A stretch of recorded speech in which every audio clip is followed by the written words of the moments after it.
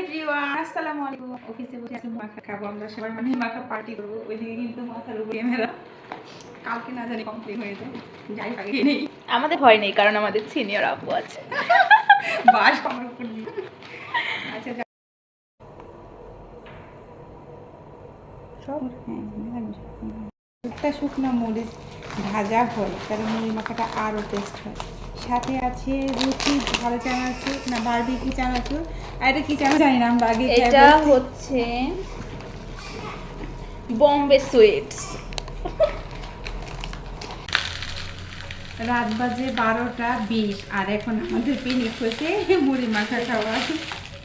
পিনিকই তো বলতে হবে এটাকে, তাই না?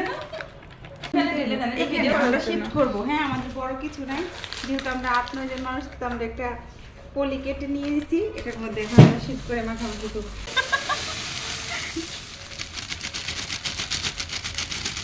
আটু লাগবে না মুড়ি, ঢেলেছিলাম এটার মধ্যে এখন।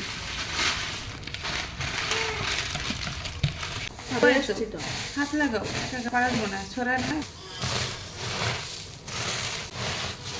তারপর তেল কম পড়ে গেছে। আহারে কমিলের সাথে ঠিকই করা, তাড়াতাড়ি সরিষা খেতে গিয়ে আমরা ফটো শুট করার জন্য বলবে